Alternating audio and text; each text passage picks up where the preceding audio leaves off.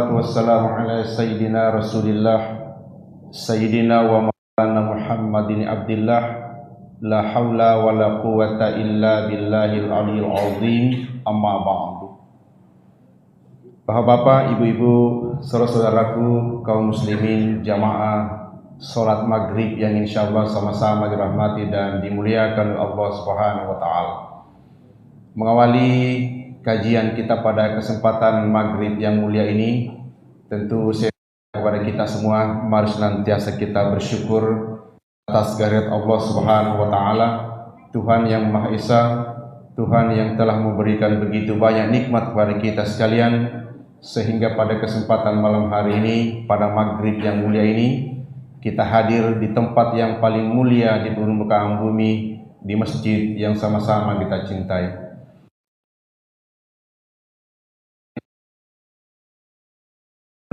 Muhammad SAW, Nabi yang kita panuti dan kita ikuti sunnah-sunnahnya. Allahumma salli ala Muhammad wa ala ali Muhammad. Bapak-bapak, ibu-ibu, saudaraku kaum muslimin jamaah pengajian yang insyaallah sama-sama dirahmati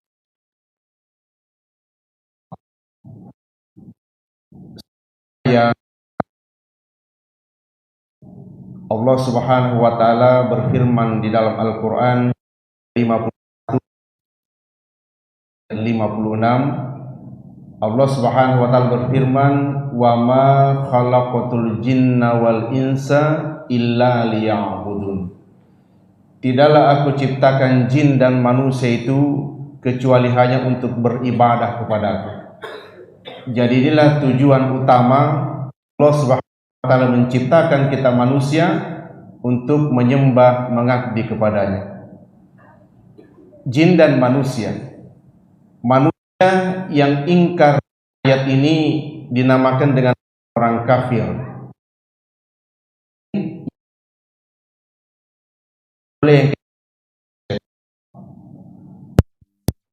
Iblis pada hakikatnya cuma satu, itu yang kepada Nabi Adam ketika Nabi Adam baru saja diciptakan. Iblis inilah yang kemudian bekerja sama dengan setan untuk menggelincirkan manusia dari jalan yang benar dan diridhoi oleh Allah Subhanahu wa taala. Sebagaimana yang sering kita baca barangkali dalam surah ke-7 Al-Qur'an, surah Al-A'raf ayat yang ke-16. Di sana kita dapati bagaimana ketika iblis bersumpah di hadapan Allah. Qala fa bima aghwaytani laq'udanna lahum siratakal mustaqim. Wahai Allah, oleh karena engkau telah menghukum saya sesat, saya bersumpah, saya akan menggelincirkan mereka semua anak keturunan Adam dari jalanmu yang lurus. Sehingga apa yang terjadi kemudian? Sedikit sekali manusia yang bersyukur.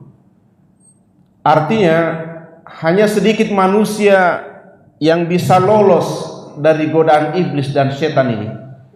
Iblis dan setan benar-benar menggunakan seluruh kekuatan yang mereka miliki untuk menggelincirkan kita manusia dari jalan yang benar dan diridhoi oleh Allah Subhanahu wa taala.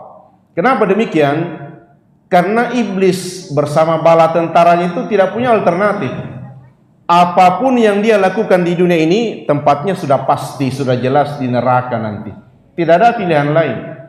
Oleh karena itu, dia berusaha keras untuk mencari teman sebanyak-banyaknya untuk menemani mereka di dalam neraka nanti. Sehingga inilah yang akan menjadi pokok pembicaraan kita pada kesempatan malam hari ini. Berdasarkan sebuah riwayat yang diriwayatkan oleh Wahab bin Munabbih, bahwa ada suatu hari iblis datang menemui Rasulullah SAW secara langsung. Ditanya iblis, "Man anta?" Siapa kamu? "Ana iblis." Saya iblis, katanya. Jujur dia menjawab. Jadi iblis itu adalah termasuk makhluk maling rupa. Dia bisa berubah sesuai dengan yang dia kehendaki. Bisa berbentuk binatang, bisa berbentuk manusia.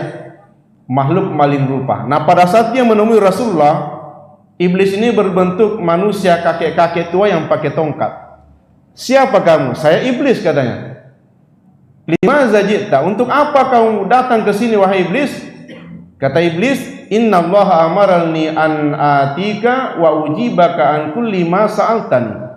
Wahai Muhammad, saya datang menemui kamu untuk menjawab pertanyaan yang akan engkau ajukan kepadaku. Mendengarkan jawaban ini, Rasulullah SAW kemudian bertanya, iblis, kam ikhwanuka min ummati? Wahai iblis, siapa di antara golonganku, umatku ini yang akan menjadi teman-temanmu dari dunia sampai ke neraka? Kata iblis, asyarrun, ada 10 golongan Muhammad, golongan dari umatmu yang akan menjadi teman-teman saya mulai dari dunia sampai ke neraka. Allahu Akbar.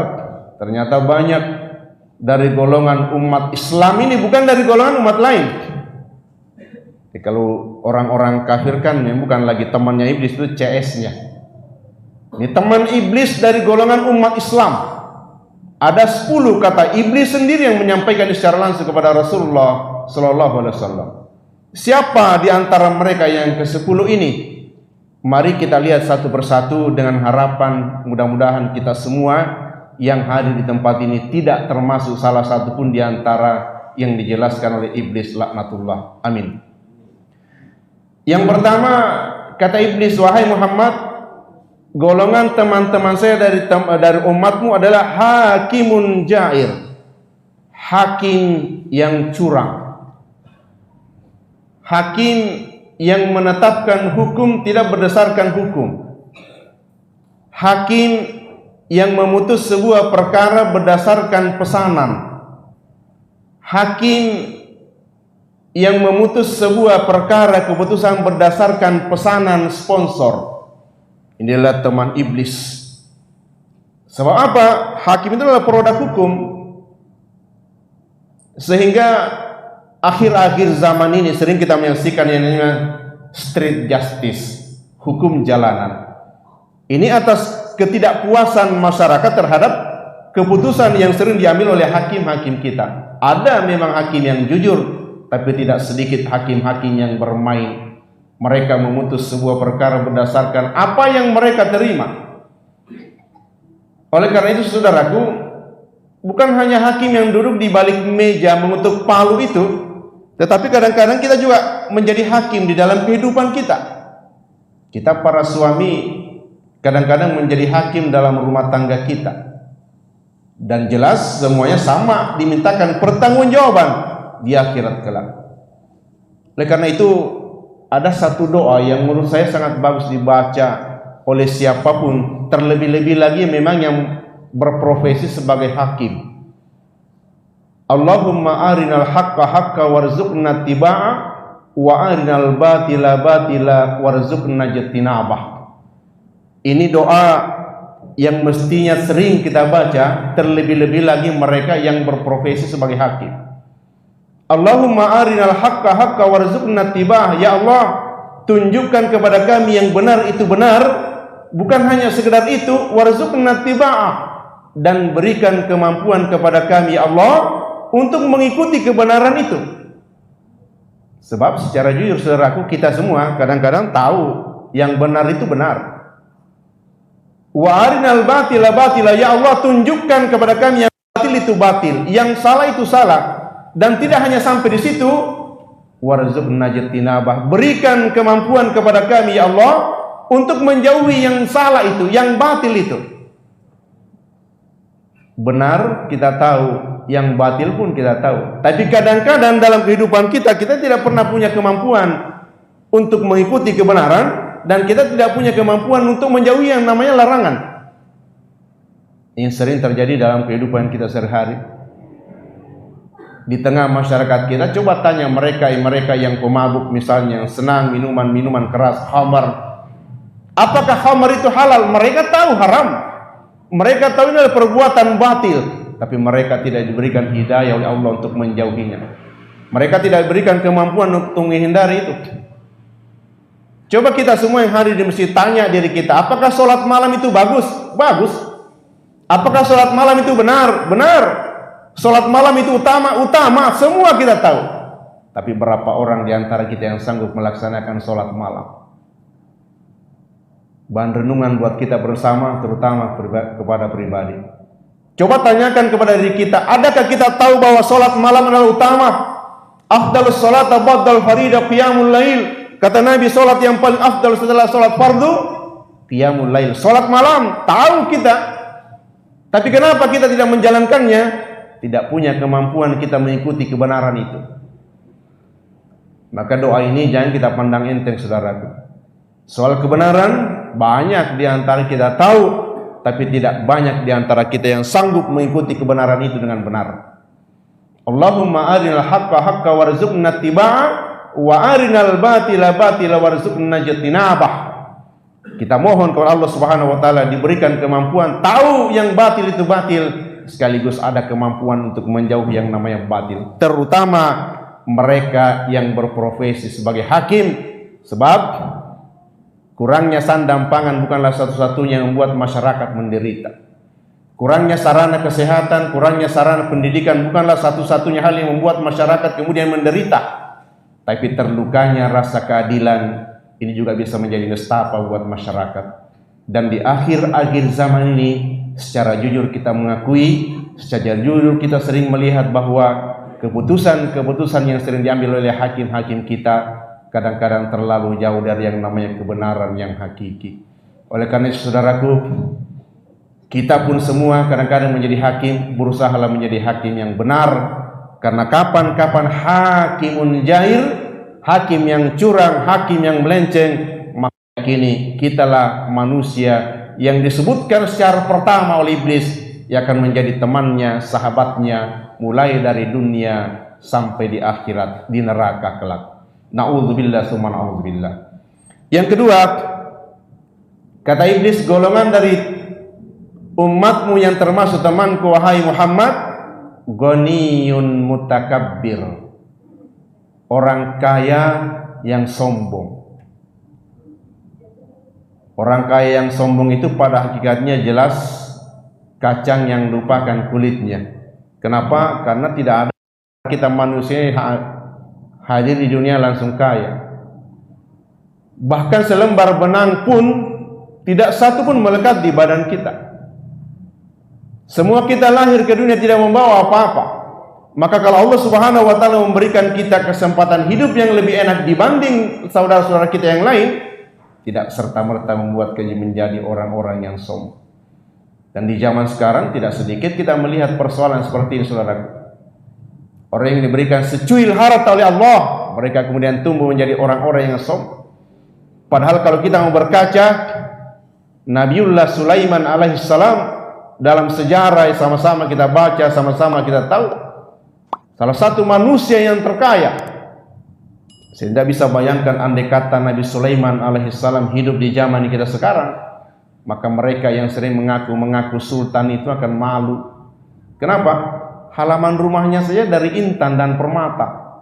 Batu-batu kerikilnya bukan batu kerikil seperti kita, emas. Dan itu berhektar-hektar. Allahu Akbar. Kalau Nabi Sulaiman hidup di Bulukumba, orang tidak perlu lagi kerja. Tiap hari ngintip ke halaman rumahnya Nabi Sulaiman. Cilisya mi kerikilna di nau, tuo setesi ulang.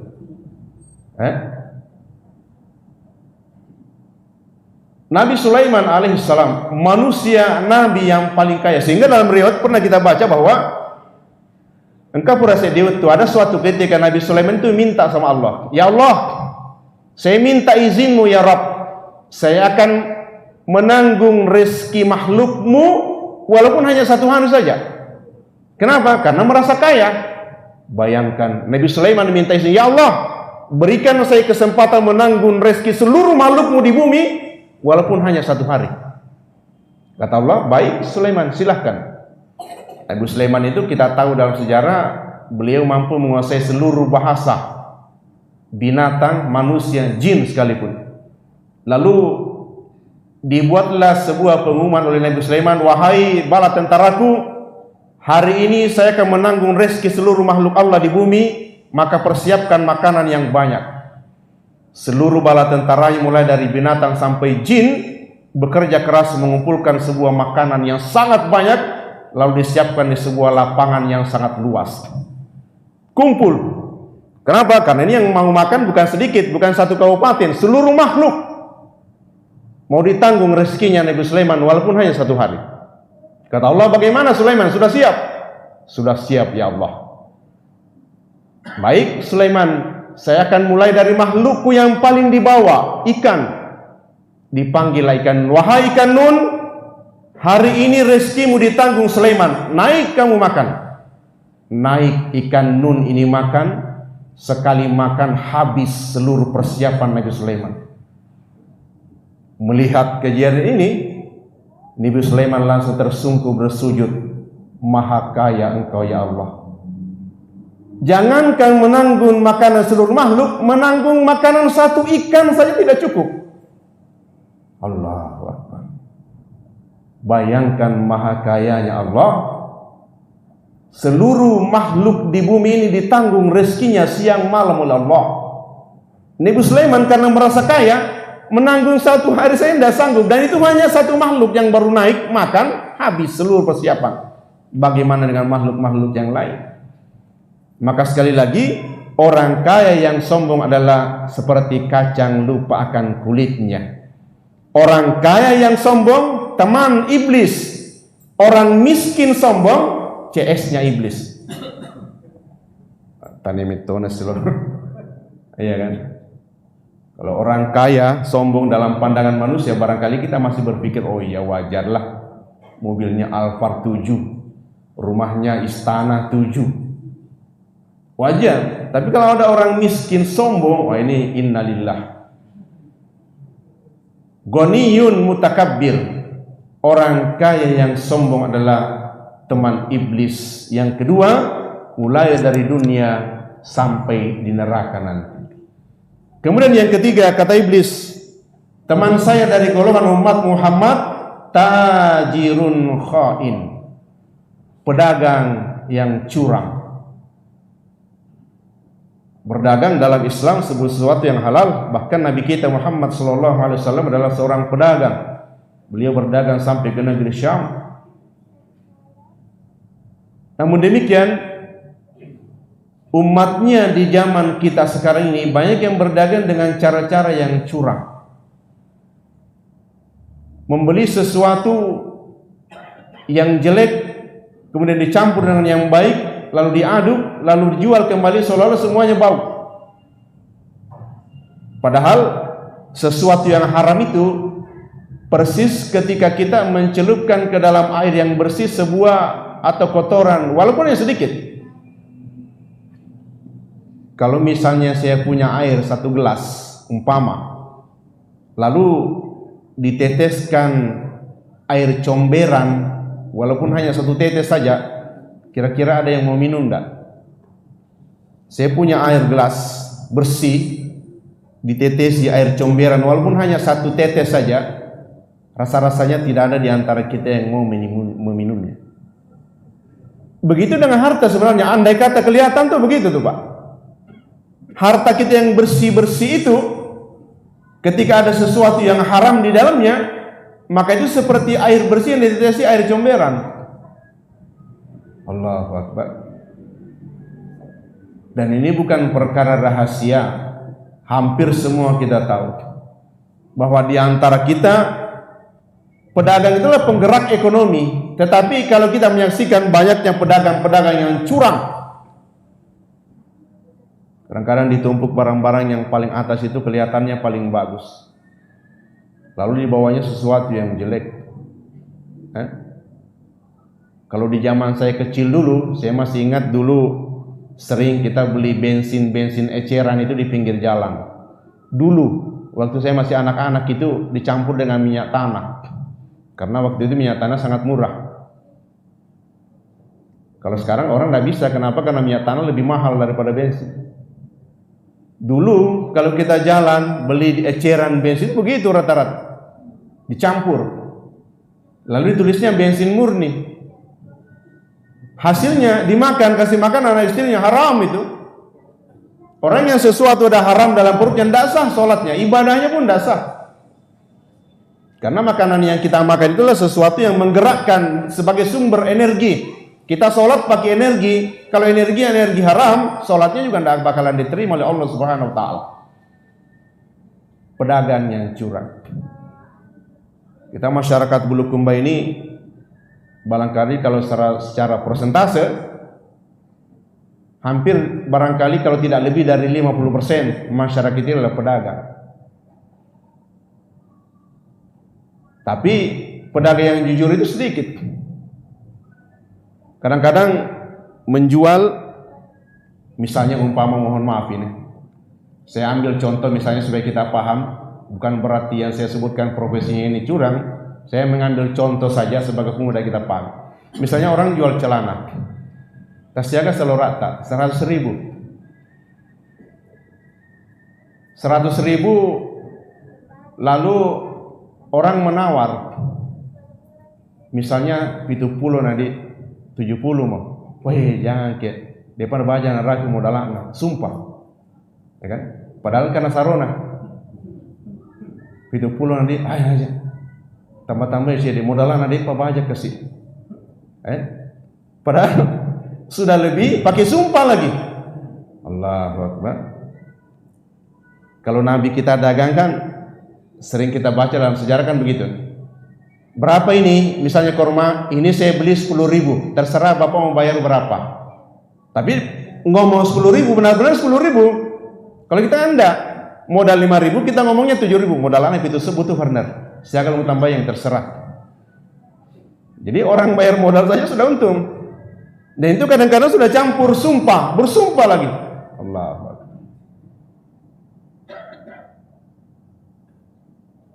Bahkan pernah saya melihat secara langsung, mata saya melihat secara langsung pedagang itu, mohon maaf ini pedagang hasil bumi. Hasil bumi, saya lihat secara langsung, tidak sengaja saya lewat. Jadi cengkehnya itu dipiloks, asli itu saya lihat langsung. Jadi yang kurang bagus itu dikumpul, kemudian dipiloks, selalu diaduk piloks lagi. Allahu Akbar. Tajirun khain, pedagang yang curang. Maka saudaraku, kita tidak dilarang, saya juga pedagang, saya juga jualan. Tapi berusahalah kita untuk jujur, karena sedikit pun sesuatu yang kita ambil dari hasil berdagang itu yang haram akan mempengaruhi yang lainnya. Dan penyakit-penyakit yang timbul di zaman kita sekarang itu sebenarnya berasal dari sesuatu yang haram. Asli itu Pak. Sesuatu yang haram yang masuk dalam perut kita bisa menimbulkan berbagai macam penyakit, termasuk kanker dan lain-lain sebagainya. Kalau kita pikir tidak ada hubungannya, iya. Tapi secara penelitian asli itu sesuatu yang haram, baik jenisnya atau zatnya maupun caranya. Kan yang haram itu kan ada dua Pak. Ada yang memang zatnya haram seperti babi, ular, itu kan memang zatnya yang haram. Ada yang zatnya halal, caranya yang haram. Misalnya durian itu halal, rambutan halal, tapi kalau dia tetap telu dinari durian dah sampai bolai, nah, itu jadi haram. Jadi cara pengambilannya yang haram. Apalagi orang kalau korupsi sampai miliaran. Lagian kalau orang korupsi sampai miliar itu untuk apa? Cara mengembalikannya bagaimana? Kenapa? Karena 1 rupiah pun di akhirat itu akan dipersidangkan. Faman ya'mal mithqala dzarratin khairan yara wa may ya'mal mithqala dzarratin syarran yara. Ini standar perhitungan saudaraku. Kita semua ini standar perhitungan amal dan dosa kita itu zarrah. Jadi kalau ada amal kebaikan yang kita perbuat walaupun sekecil zarrah, kita akan dibalas oleh Allah.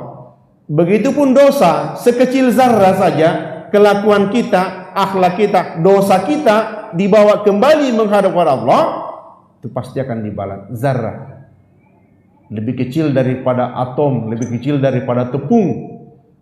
Allahu Akbar. Dosa yang sekecil itu saja mendapatkan balasan.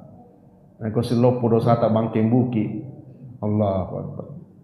Tak bisa kita bayangkan bagaimana caranya Allah mengazab kita. Jadi yang ketiga adalah tajirun khain, pedagang yang curang.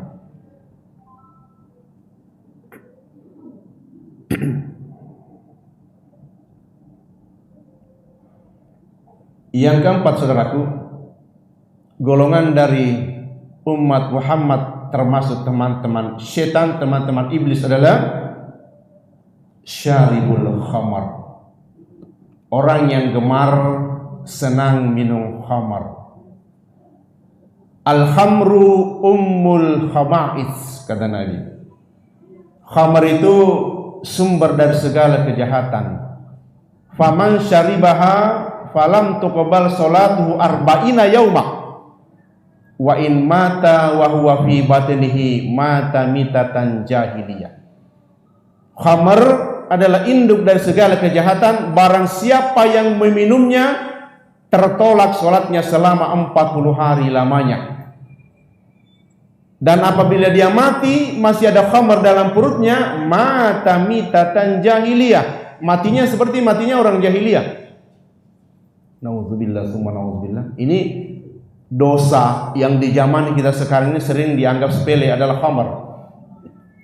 Yang paling celaka, ada kadang-kadang dengar istilah Pak Detona haram Pak Ustaz Kusigalasi nih, Pak Burah. Ada kan istilah-istilah begitu. Sigalasi Pak Ustaz menghangatkan badan. Allahu Akbar. Ada kan istilah begitu di kalangan peminum-peminum itu. Allahu Akbar. Inna Allah lam yaj'al shifa'uhu fi ma harrama alaih. Allah Subhanahu wa taala tidak pernah menjadikan obat di dalam sesuatu yang Dia haramkan. Jadi carutu kalau dia mengatakan segala sesuatu jadi babura. Yang paling ngeri Pak Saudaraku, yang paling ngeri adalah kalau orang mati ada khamar dalam perutnya. Berapa lama masa pemberian khamar itu? 40 hari. Allahu Akbar. Saudara minum hari ini, misalnya ada orang minum hari ini khamar, lalu 39 hari ke depan meninggal dunia, berarti meninggalnya masih ada khamar dalam perut. Dan kita tidak pernah tahu kita punya ajal. Apalagi kok silalo pere minum li sui batak kalu punaulah. Hah? Mati di tempat. Oh, dek metone tanah di malaikat itu langsung dilonyang. Allah. Meninggal ada khamar dan ini dipandang sepele di zaman kita sekarang. Coba. Bahkan mohon maaf ini di kalangan adik-adik kita remaja di zaman sekarang tuh, mereka belum dianggap gaul kalau belum bisa minum. Dek pemugaul iku partner cemen. Ya kan? Allahu Akbar. Ini tanda-tanda kiamat semua ini. Sesuatu dijadikan standar pergaulan dan sesuatu yang haram.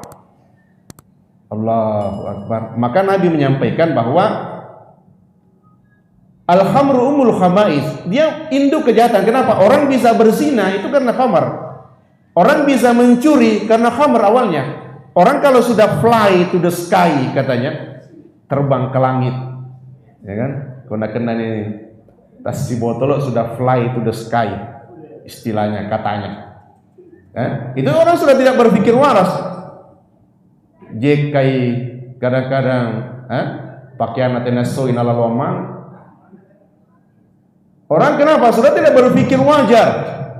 Orang bisa berzina, orang bisa mencuri, orang bisa membunuh. Itu awalnya dari khamar. Maka dia benar-benar induk kejahatan. Maka selalu saya pesankan kalau saya ceramah bahwa narekomen terpaksa berbuat dosa, jangan yang khamar.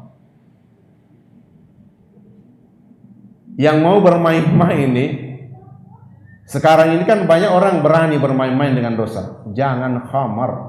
Kenapa? Kita khawatir baru saja ada khamar meninggal. Nauzubillah summa nauzubillah.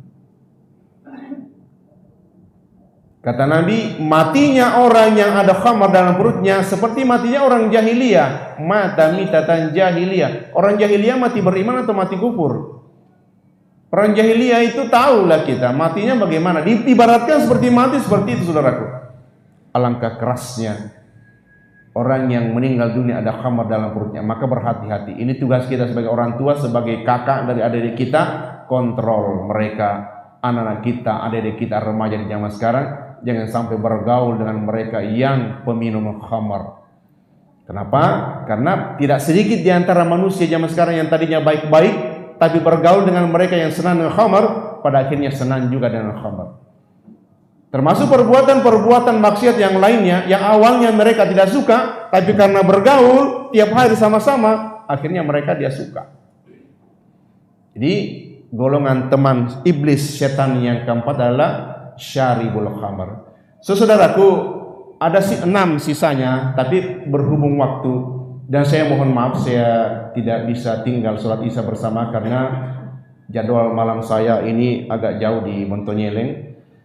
Maka insya Allah selesai ini saya akan langsung pamit. Saya akan mengambil kesimpulan dari pengajian kita dan insya Allah kita akan lanjutkan di pengajian berikutnya kalau saya masih diundang. 10 teman setan part yang kedua. Sudah ada partnya sekarang. Jadi insya Allah di pengajian berikutnya kita akan lanjutkan ini 10 teman setan, mulai dari yang kelima sampai yang terakhir yang ke-10 insya Allah. Mudah-mudahan kita semua diberikan umur panjang oleh Allah Subhanahu Wa Taala, kesehatan agar kita bisa dipertemukan kembali. Yang pertama, bahwa kita hidup di dunia ini tidak akan pernah lepas dari yang namanya godaan setan. Maka itu yang selalu kita minta kepada Allah, mohon dijauhkan, diperlihatkan kepada kita yang benar adalah benar, yang salah adalah yang salah, dan diberikan kemampuan untuk mengikuti kebenaran, diberikan kemampuan oleh Allah untuk menjauhi apa yang dilarang oleh Allah Subhanahu Wa Taala. Berusahalah semaksimal mungkin untuk menjauhi segala bentuk perbuatan setan yang dalam Al-Quran dikatakan Allah bahwa itulah perbuatan-perbuatan yang nyata. Innahu lakum aduwwum mubin. Setan itulah musuh yang nyata bagimu. Semoga Allah Subhanahu Wa Taala senantiasa menuntun langkah perjalanan hidup kita ke depan agar senantiasa berjalan di jalan yang diridhoinya insyaallah. Amin ya rabbal alamin. Mohon maaf atas segala kekurangan. Wabillahi taufiq wal hidayah. Wassalamualaikum warahmatullahi wabarakatuh.